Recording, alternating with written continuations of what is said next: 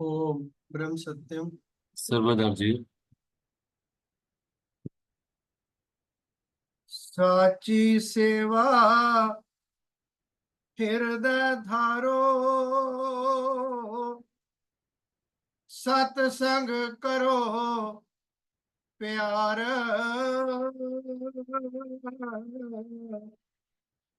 मंगत धन अमोल ये,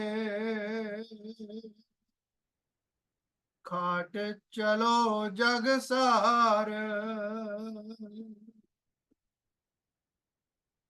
साची सेवा हृदय धारो, सत्संग करो प्यार। मंगत धन अमोल ये, खाट चलो जग सार। आवत जोई सो निष्ठै जाए, कुदरत खेल ये अजब खिलाए। एक आवे एक जावत जाई,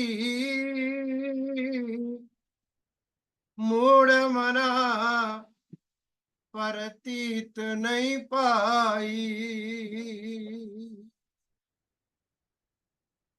एक त्यागे संपत सारी, दूजा आके ममता धारी। एक चले उठ अंत को रोए, दूजा रंग रंग पाप कमोए।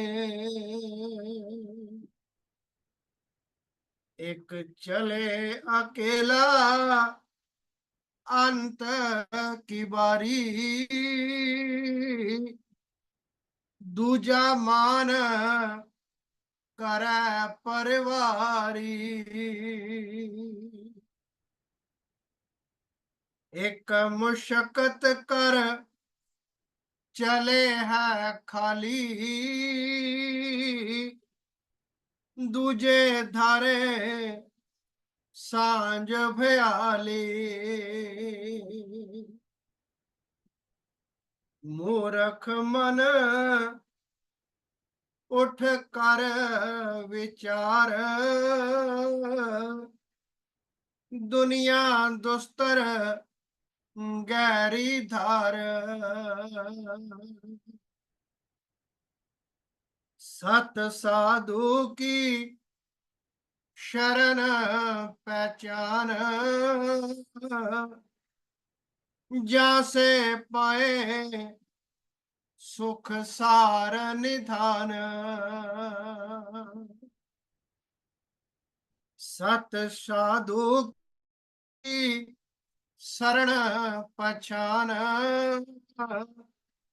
जासे पाए सुख सार निधान। सत साधु की सिखिया धार, निश्चय पावे चरण करतार। सत साधु की कीरत पेख, पर से परम आनंद सुख लेख। पूरन पुरख का राह दिखलाई, सत साधु की जो हो शरणाई। साध शरण सब तपन विनाश, साध शरण पावै अबनास। बारंबार सुन सत्य उपदेशा, साध की सिखिया काट कलेशा। माया जाल भरम से सत साधु करे उद्धार। मंगत तिन की शरण में पल पल लेख विचार। माया जाल भरम से सत साधु करे उद्धार। मंगत तिन की शरण में पल पल लेख विचार। ओम ब्रह्म सत्य सर्वव्याधा।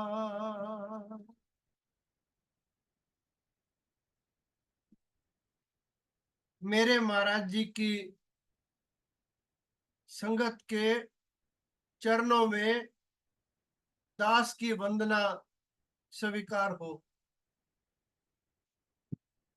आप महाराज जी के चरणों में श्रद्धा रखते हैं, आपके चरणों पर माथा टेकने से शायद महाराज जी मुझ पर भी कृपा करें। महाराज जी की वाणी है, कोई संत महाराज जी की श्रेणी का जो ईश्वरीय रूप अवतारी पुरुष हो वो इस पर कुछ कह सकता है, पर चूंकि सत्संग की एक परिपाटी है इसलिए जो बन पड़ता है वो मैं या बाकी विचार रखने वाले अपनी बात रख देते हैं, उसमें गलतियां होना स्वाभाविक है।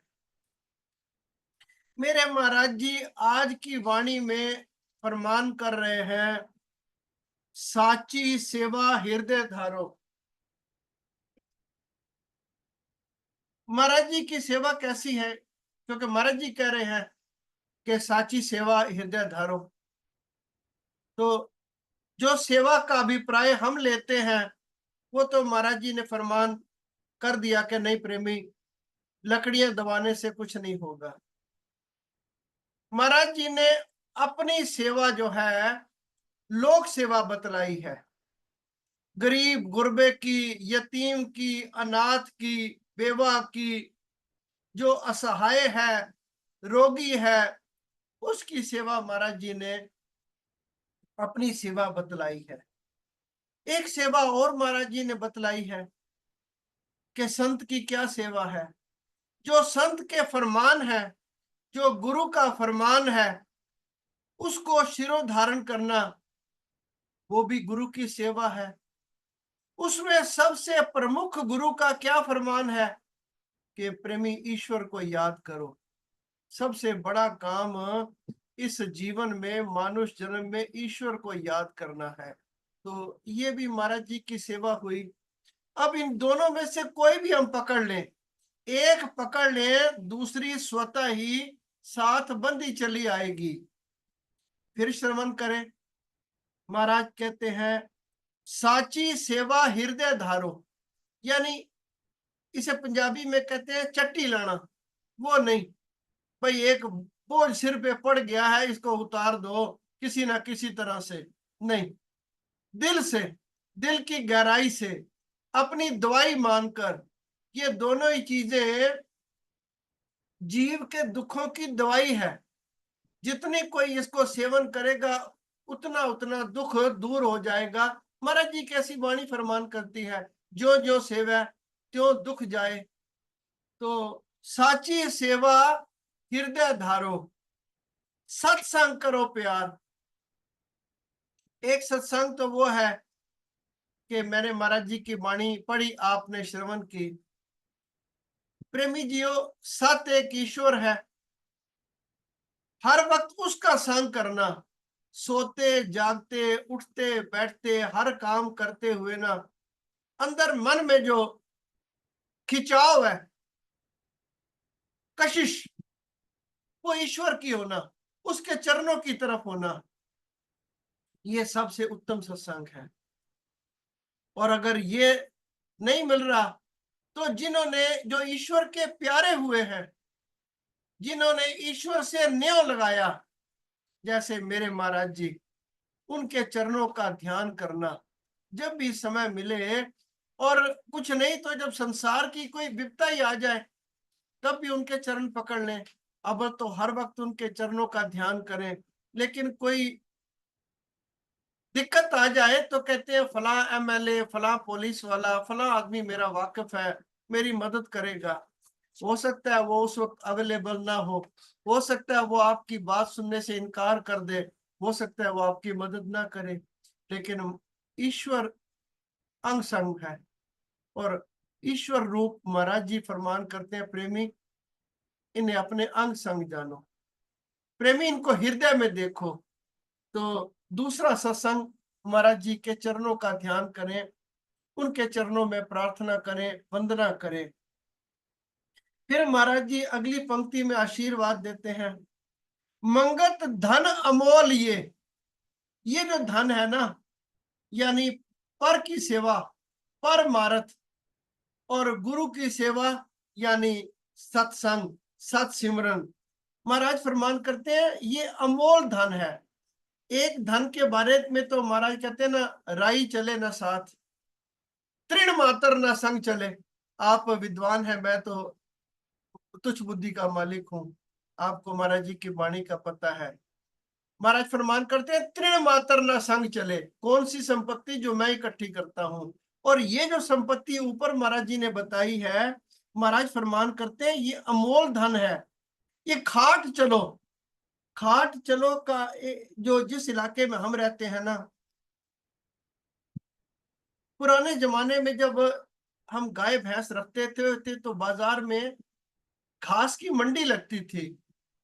तो मैं दोपहर बाद जाता था, वहां जो स्त्रियां हैं वो घास काट कर लाती थी, उसे पंड कहते थे, हिंदी में गांठ कह सकते हैं। वो सिर पर लाद के लाती थी, और जब कोई जिम्मेदार ना देख रहा हो तो वो गांठ इतनी घास काट लेती थी कि उठाई ना जा सके, और सिर पर वो लाद कर लाती थी, बाजार में बेचती थी। महाराज फरमान करते हैं तो ऐसे गठड़ी ना, इतनी भारी गठड़ी बांध ले, किसकी? नाम के सिमरन की, किसकी? लोक सेवा की। और ये तेरे गठड़ी साथ चली जाएगी। जो संपत्ति तू इकट्ठी कर रहा है ना, वो तृण मात्र तेरे साथ रह जाएगी।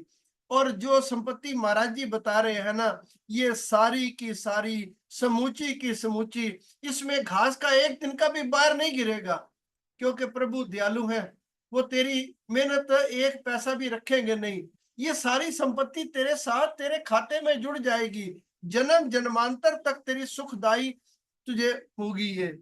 तो महाराज कहते हैं मंगत धन अमोल, ये अमोलक धन है, अमूल्य धन है, इसकी कोई कीमत नहीं है, और ये तेरे साथ जाएगा। फिर महाराज जी चेतावनी देते हैं, आवत जोई सो निश्चय जाए। जो इस संसार में आया है ना, उसने जाना जरूर है, एक दिन चलना जरूर है।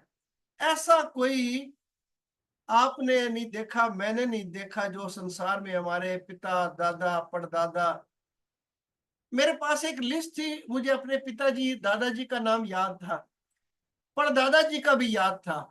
एक बार मेरे बुजुर्ग एक ताया जी बैठे हुए थे, उन्होंने मुझे ना अपनी पुश्तों में से 5 7 10 नाम गिना दिए, मैंने लिख भी लिए, फिर मैं भूल गया। फिर मैंने सोचा उससे उससे कौन सी कहां से, हमारे दादा परदादा फरीदा किथे तेंडे माँ प्यो जिन्ना तू जणियो, वो कहाँ चले गए? आज तक संसार में किसी ने कोई देखा हो जो आज तक रहा है? राम गयो, रावण गयो, जाके वो परिवार, भगवान कृष्ण नहीं रहे, भगवान राम नहीं रहे, महाराज जी का शरीर चला गया तो प्रेमी महाराज जी की वाणी पर निश्चय लिया, आवत जोई सो निश्चय जाए, कुदरत खेल ये अजब खिलाए। ये कुदरत का खेल है, ये उसके नियम है, और दुनिया में ऐसी कोई ताकत नहीं है जो कुदरत के इस अटल नियम को तोड़ दे। हर इंसान, हर जीव जो शरीर लेकर आया है, जाना उसका निश्चित है। फिर महाराज फरमान करते हैं, एक आवे एक जावत जाई, मूड पना प्रतीत नहीं पाई। सुनते हैं सुबह उठ के फलां के घर में ना पुत्र हुआ है, फलां के पोता हुआ है, थोड़ी देर बाद फिर एक खबर आ जाती है, ओहो फलां का ना बुजुर्ग वो चला गया, फलां का ना पिताजी चले गए। तो ये समाचार हफ्ते में एक बार दो बार हम सुन ही लेते हैं। पर महाराज जी कहते हैं मूढ़पना, अंध बुद्धि, मंद बुद्धि ये है, मूर्खता ये है कि इसकी ना पड़ताल नहीं करते, प्रतीत नहीं करते। ओहो वो चला गया तो फिर मैंने बैठे रहना है। इक आवे इक जावत जाई, मूड मना प्रतीत नहीं पाई। तूने फिर भी विचार नहीं किया, न्यूज तूने सुन ली दोनों, पर तूने अपना विचार नहीं किया। फिर महाराज जी चेतावनी देते हैं, एक त्यागे संपत सारी, दूजे आके ममता धारी। जब किसी की मृत्यु हो जाती है ना, तो ऐसा नहीं होता कि आधी संपत्ति वो साथ ले जाए और आधी छोड़ जाए, या एक मकान साथ ले जाए एक छोड़ जाए, या इंडिया वाला छोड़ जाए ऑस्ट्रेलिया वाला साथ ले जाए। नहीं, जब जाना है ना तो फिर कुछ भी रह नहीं पाएगा, सब जाना है, सबको पता है। एक त्यागे संपत सारी, दूजे आके ममता धारी। और दूजे उसको ऐसे लिपट लेते हैं, भाई पिताजी चले गए, दादाजी चले गए, अब संपत्ति को संभालना है, इसको खुर्द बुर्द नहीं करना, उससे उनकी ममता जुड़ जाती है। फिर महाराज जी फरमान करते हैं, एक चले अकेला अंत की बारी, दूजा मान करे परिवारी। जब किसी का शरीर शांत हो जाता है ना, तो किसी के परिवार में 100-200 आदमी, बहुत बड़ा परिवार होता है, कहते हैं जी 5-4 पुत्र थे, 5-4 लड़कियां थी, उनके समधी हैं, फलां है, ढिमका है, बड़े बड़े लोग आते हैं। और बड़ा इसका राजनीतिक जीवन था, सामाजिक जीवन था, 100-200 बंदा, 500 बंदा आ गया। तो जिसके साथ शव यात्रा में 200 आदमी जाता है, 400 जाता है, वो उसको वापस ले आते हैं। या जिसके साथ सिर्फ 2 ही जाते हैं, उसका होता ही कोई नहीं, अर्थी को कंधा देने वाला भी कोई नहीं होता, वो शमशान में पड़ा रहता है। और जिसके साथ 100-200-400 जाते हैं, तो क्या उसको वापस उठा लाते हैं? नहीं ना, उसको उठा नहीं पाते ना, चाहे एक हो चाहे 2 हो। श्वासों की धारा खत्म हो गई, फिर लकड़ी में जला देना है, फिर वापस किसी ने देखने नहीं जाना, चाहे 100 हो, 200 हो, 400 हो। पंडित बताएगा भाई दोबारा ये वापस ना आ जाए, इसलिए पानी का छींटा मार देना और घर में कोई छुरी बुरी रखना। महाराज फरमान करते हैं, जब ऐसी स्थिति है कि सब ने चले जाना है, तो दूसरा जो है ना, वो अपने परिवार का मान करता है। ओहो मेरे घर में तो 50-60 आदमी तो घर में है, पूरी बारात तो हमारे घर की है, हमें तो किसी की जरूरत नहीं है। तो महाराज जी हमें हर क्षण, हर लाइन में चेतावनी देते हैं, मेरी बुद्धि का ना जो पर्दा खोलने की कोशिश करते हैं। फिर एक और महाराज जी की लाइन, एक मुशक्कत कर चले हैं खाली, दूजे धारी सांझ बयाली। पैसा ऐसे नहीं कमाया जाता आराम से कि घर बैठे बैठे, नहीं। ये ठीक है कि मुकद्दर साथ देता है, परमात्मा मेहर करता है, आ जाता है, पर बड़ी मुशक्कत करता है।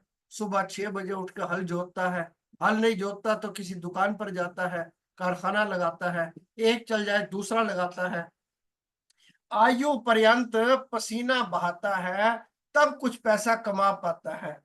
लेकिन कमाने के बाद एक मुशक्कत कर चले हैं खाली।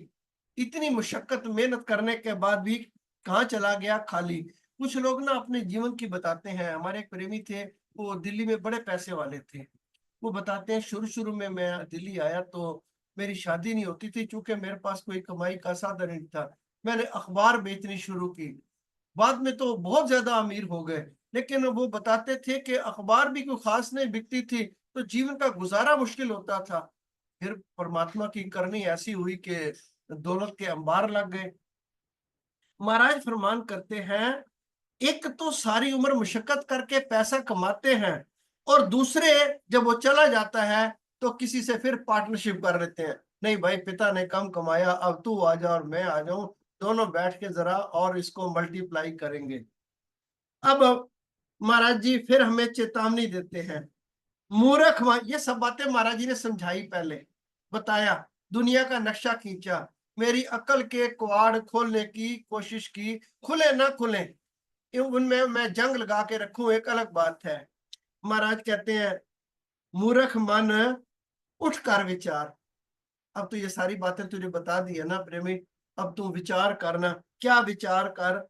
दुनिया दुस्तर गहरी धार, ये दुनिया बड़ी दुस्तर है, गहरी धार है। अभी ये बारिशें आ रही है ना, तो कुछ नदियां बरसाती होती हैं। बरसाती नदी में अचानक पानी आ जाता है, उस पानी की गहराई बहुत ज्यादा नहीं होती, मगर उसकी जो करंट है, उसकी जो वेव है, वो इतनी तेज होती है कि जो बीच में अचानक फंस जाते हैं, वो उस फिसलन में, उस धार में बह जाते हैं। बड़ी कोशिश करके भी उनका बचाव नहीं हो पाता। तो महाराज जी फरमान करते हैं कि उस धार से तो शायद कोई बच जाए, पर दुनिया ना बड़ी गहरी दुस्तर धार है। इसमें अगर एक बार तेरा प्रेमी पैर स्लिप कर गया ना, तू गलत संगत में पड़ गया ना, और कोई तुझे ऐब लग गया, तो प्रेमी मारा जाएगा, बच नहीं पाएगा। मूर्ख मन उठकर विचार। क्या विचार कर? सत साधु की शरण पछाड़। अगर तेरे भाग उदय हो जाए और तुझे कोई साधु मिल जाए, कोई सतगुरु मिल जाए, तो फिर तू उसकी शरण में चला जा। बस वहां ना तेरी मुक्ति हो जाएगी। जैसे बहुत गर्मी में ना बरगद के पेड़ के नीचे, पीपल के पेड़ के नीचे बंदा आ जाए, तो उसको ना बड़ी राहत मिलती है, उसे लगता है कि मैं कहाँ खड़ा था और कहाँ पहुंच गया। तो महाराज फरमान करते हैं, सत साधु की शरण पछाण, जहां से पाए सुख सार निधान। उसकी सेव से ना, साधु की, सत साधु की, जो पूर्ण गुरु हैं, उनकी सेव से तुझे एक खजाना मिलेगा, जिसमें सुख भी होगा, शांति भी होगी, तेरे कलह क्लेश का ना निवारण भी होगा।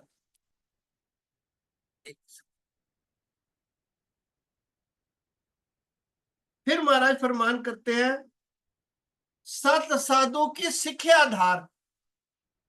जो शिक्षा वो देते हैं ना, क्या उनके मुखारबिन से एक वचन निकले, पूरा ग्रंथ निकले, जो तेरे कान में पड़ जाए, जो तेरी हृदय की तख्ती पर लिखा जाए, जो तेरी समझ में आ जाए, तो तू उस शिक्षा को ना धारण कर ले।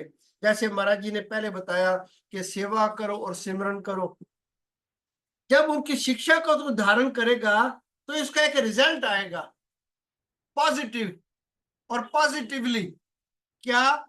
निश्चय पावे चरण करतार। फिर तू उस परमात्मा के चरणों तक पहुंच जाएगा। पहले तू गुरु के चरण पकड़, फिर गुरु तुझे परमात्मा के चरणों में लाकर बिठा देगा। निश्चय, गारंटेड, 100% पॉजिटिवली ये पॉजिटिव स्टेप होगा कि तू परमात्मा की शरण में, उसके चरणों तक पहुंच जाएगा। सत साधु की कीरत पे। अब जिसने तुझे इतने दुखों से, इतनी विपदाओं से, इतनी परेशानियों से बचाने का रास्ता बताया ना, तो तू उसकी कीरत पे, तू उसका गुणगान गा, उसका गुणानुवाद कर। क्योंकि तू उसका देना नहीं दे सकता, तू उसका देना नहीं, जन्म जन्मांतर उसका तू अपने गुरु का देना नहीं दे सकता। क्यों? इतने बड़े संसार में प्रेमियों, महाराज जी को 600 आदमी मिले थे, इतना बड़ा संसार है। अगर महाराज जी चाहते तो और भी कुछ प्रेमियों को शरण में ले सकते थे। पता नहीं किस जन्म में हमारे से कौन सा अच्छा कर्म हो गया। किसी प्रेमी ने शायद महाराज जी को पानी का एक गिलास पूछ लिया हो, किसी के प्रेमी ने शायद किसी वक्त महाराज जी को एक आधी रोटी बिठा के खिला दी हो। तो महाराज जी ने किसी का फिर देना तो नहीं रखना था ना। अब इतने बड़े संसार में महाराज जी ने आपको शरण में लिया, तो इससे बड़ी तो कोई बात नहीं है ना। तो कहते हैं, सत साधु की कीरत पे। संत कबीर जो है ना बड़े फक्कड़ हुए हैं। लाग लपेट वाली बात संत कबीर ने की नहीं। कबीर साहब कहते हैं, सात समंद की मसी करूं, लेखनी सब बन राय। जितने समुद्र है ना इनकी मैं शाही बना दूं, और जितने पेड़ हैं इनकी मैं कलम बना दूं। सात समुद्र की मसी करूं, लेखनी सब बन राय। सब धरती कागज करूं, गुरु गुण लिखा न जाए। कौन कह रहा है? संत कबीर कह रहे हैं। बड़े फक्कड़ हुए हैं, किसी का लिहाज नहीं करते थे, बड़ी खरी बात करते थे।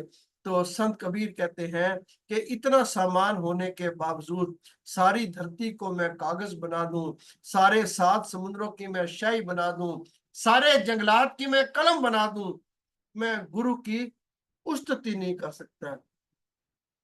महाराज की अगली वचन, उनका जो इतनी कीरत है, वो महाराज जी की वाणी उस पर एक मोहर लगा रही है। पूरन पुरख का राह दिखलाई। संसार में और कोई भी ना तुम्हें मुगालते में डाल सकता है, इधर उधर ला सकता है। परमेश्वर का रास्ता तो बस परमेश्वर रूप अवतारी पुरुष सतगुरु ही बता सकते हैं। दूसरे किसी की में ताकत ही नहीं है। उसको ये अथॉरिटी ही परमात्मा ने नहीं दी है। ये अथॉरिटी केवल गुरु और सतगुरु के पास है कि वो परमात्मा का रास्ता आपको बता सकता है। यकीनन वही गुरु जो है आपको परमात्मा के चरणों तक पहुंचा सकता है। इसलिए पूरन पुरख का राह दिखलाई, सत साधु की जो हो शरणाई। किसको बताते हैं गुरु ऐसा रास्ता? जो उनकी शरण में चला जाए। अब आदरणीय प्रेमियों, ये कहने में बड़ा आसान भी है, मुश्किल भी है, पर जितने फायदे इस लफ्ज के हैं ना, दुनिया में शायद इतना लाभदायक और कोई शब्द ना हो कि गुरु की शरण में जाने के जितने फायदे हैं।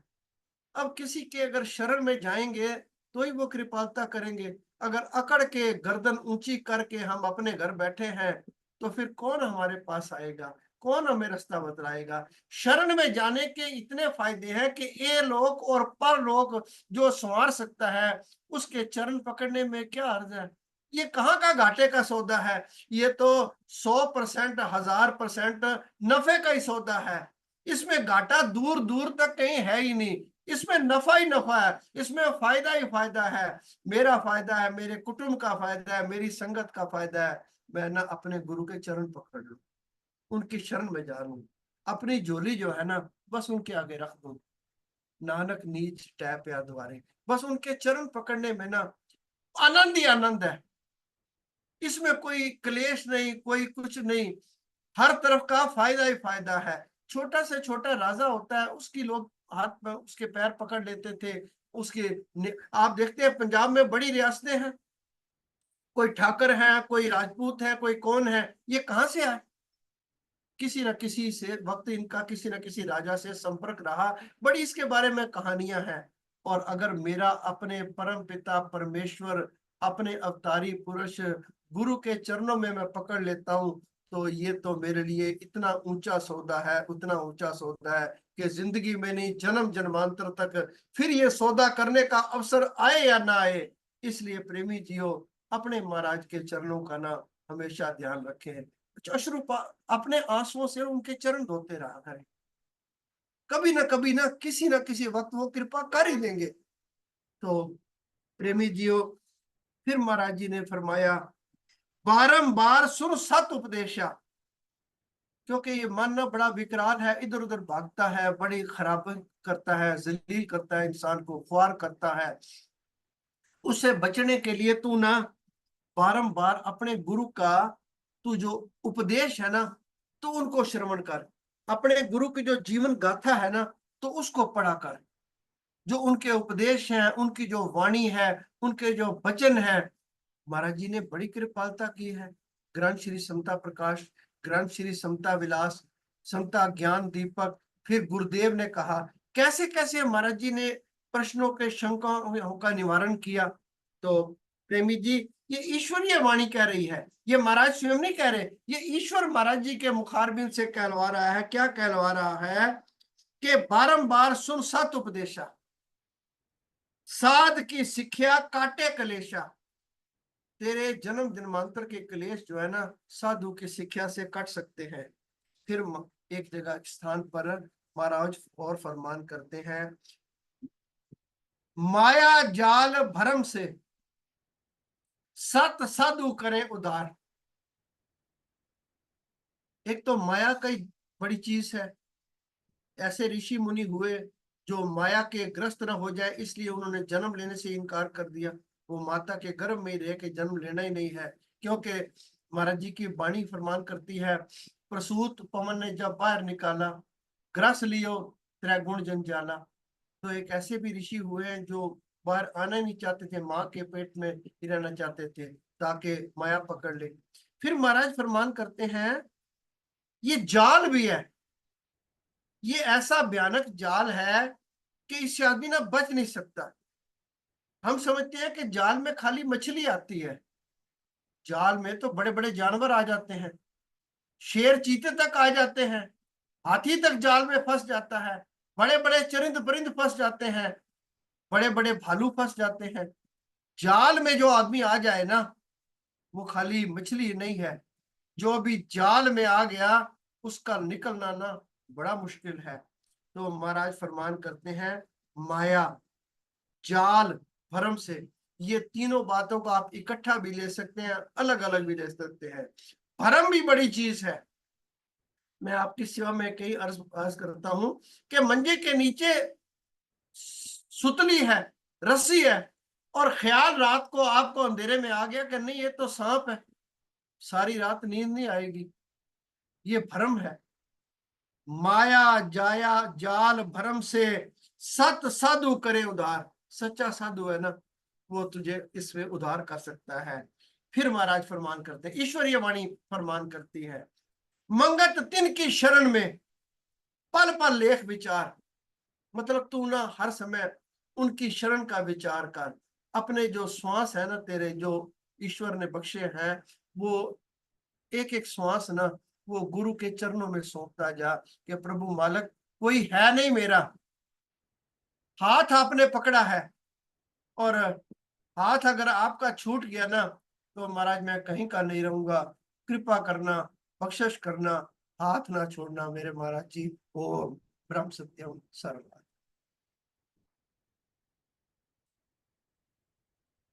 ओम ब्रह्म सत्यम सर्वज्ञ।